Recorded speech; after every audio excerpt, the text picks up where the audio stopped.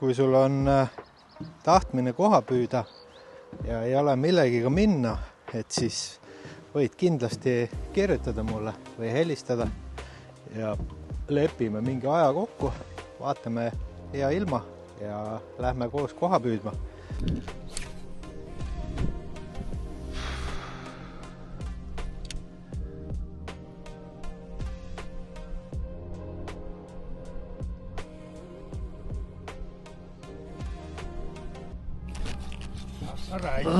Rea läks, tõmbas näed ja passib veel. No õnneks vist ei saanud haiget, ei läinud ära, passib veel siin. Proovime uuesti, ei ole paadi juures.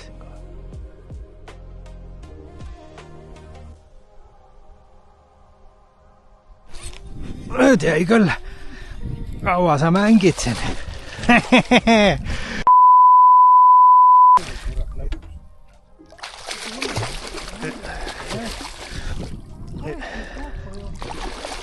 Ilus, elukas.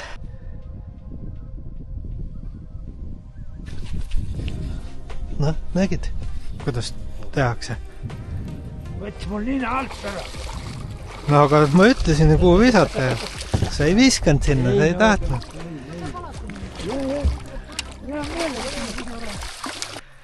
Selliseid kalu, oi kui ilusad, vägevad. Kohapüük on siuke väga kihvt püük, et adrenaliini saab kõvasti ja nalja ja möllu on selles püügis ikka tohutult, et ei ole mingi tavaline särjepüük. Et sellise paadiga on võimalik siis koha püüdma minna. Paati on lubatud 6 inimest koos kapteniga ja siuke ideaalne püügipäev oleks siis ütleme 3.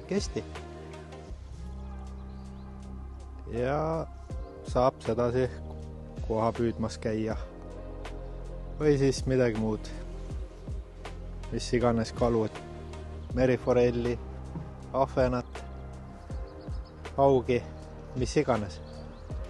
Et kui huvi on, siis võite kirjutada ja lepime mingi aja kokku, lähme vaatame.